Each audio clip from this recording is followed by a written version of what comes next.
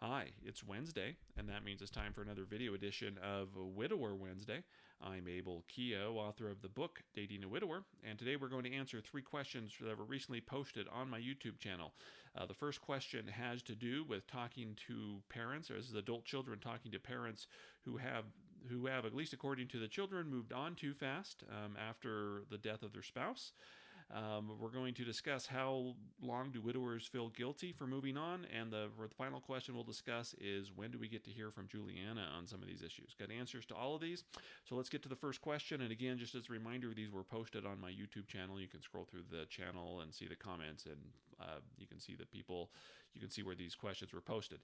So this question is: it says, my dad suddenly passed away in October 2021, and my mom was courted and is now engaged to be married to this guy 6 months after my dad died. She has known this man for only about 3 months, long distance, and only having met him in person for about a week. I'm really worried about her, but not sure how to talk to her. All right, so this is my answer to this question, and I do understand that there are often times that adult children are worried about, mom or dad has lost a spouse and they're moving on quickly. I'm worried about her. I think the first thing is I think it's natural to be worried and concerned about people moving on quickly. I mean, to be fair, widows and widowers, when they move on quickly, it tends to be an emotional decision, not necessarily a rational one. Not all the time, but there are lots of emotions involved. But I think one thing you need to understand is that your mom's an adult and she can make her own decisions. Maybe it's a good decision, maybe it's a bad decision. I don't know. I've not talked to your mom, but she's an adult and she can make her own decisions. Hopefully, it's a good decision. And I think if you want to talk to her, that's fair. I think maybe it's important how you frame it and just say, Mom, I know, that you've just met this guy. I'm just worried that you're moving. I don't think you frame it in the sense that it's not necessarily the fact that she's fallen in love again. I think you can talk to her about moving on too quickly, and where she's barely, maybe spent a week with this guy. You can raise your concerns in a kind of loving way, but I think maybe you should also listen to what she says and get her side of things. Maybe there's some stuff you don't know. I don't know. Maybe she's known this man for a while, and I'm not talking like in an affair sort of way, but it could be, they were previous coworkers or something. There's more of a history there than you know. I don't know. Again, I don't know the situation, but I think it's understanding that she's an adult, and whatever she decides to do, you need to respect her decision. You don't have to agree with it, but you need to respect her decision, whatever it is. And let's say it is a bad decision and things don't work out. I think you need to be ready to help and support her if things don't work out, and not hold it against her or not say, "See, I told you so. This was a bad idea." Ultimately, I think you can have a civil conversation with her, and maybe again get some information from her. I will say one thing I do see a lot of is that when adult children and parents have concerns, at least among clients and stuff, the communication just isn't there. And so again, I think it's if you want to go to your mom and say, I worry that you're moving on too fast.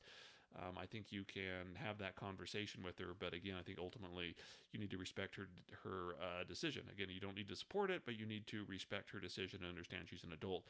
And I would always turn it back on you. How would you feel if somebody came to you and said, "Well, I don't like this decision that you're making. We don't like to be told what it is we can and can't do." Again, I think there's ways to have these conversations that are constructive and good, but ultimately, people are adults and they're allowed to make good decisions, bad decisions, smart decisions, dumb decisions. But I would just be open to hear from your mom's side where she's at and what it is that she's willing to do. I think most of the time, people are ready to open their heart again, and the speed varies for everybody. So don't necessarily have an issue, again, that your mom's, engaged 6 months after your dad died. I've seen it happen a lot sooner than that, but at the same time, it's, I can't comment on whether or not it's a good decision, but I do think it is wise to have a conversation with her, and at least, again, in a kind but loving way, just express your concerns and listen to her side. And, I don't know if minds will be changed, but I think you can hopefully have enough respect and communication there that you can, again, respect her decision even if you don't agree with it. All right. Second question is, how long should widowers feel guilty for moving on? Forever?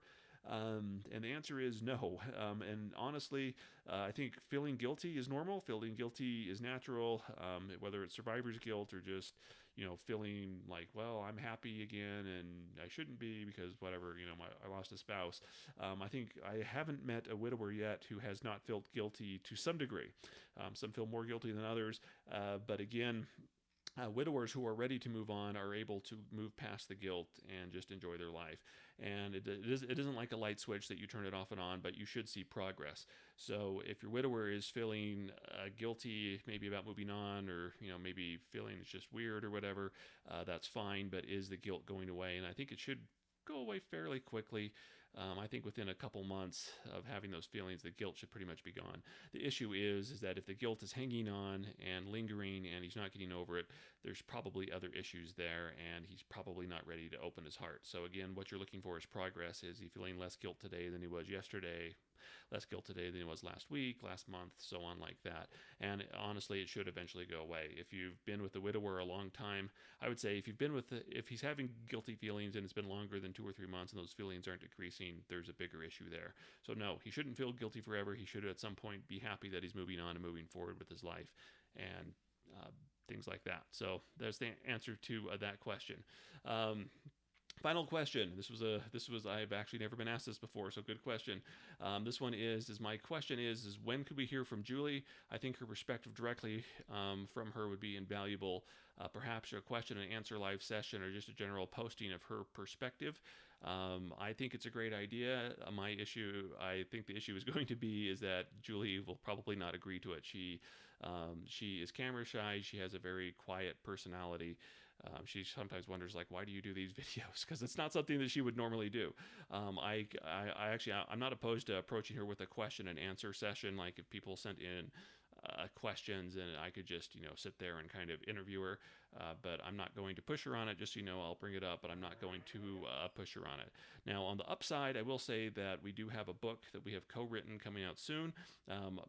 It really is based a lot on her perspective on the issues that she had to deal with, the issues that she had to deal with dating and marrying a widower. So you're going to get a lot of our relationship insights, not only when we were dating, but probably the first 6, 7, 8 years into our marriage, just various issues that would come up and how she dealt with them. So even if she doesn't agree to do like a camera thing, there is a book coming out. I'm hoping to have it out soon. I have already sent it to one editor. I'm working on some revisions right now. I hope to have it to another editor by the end of the month.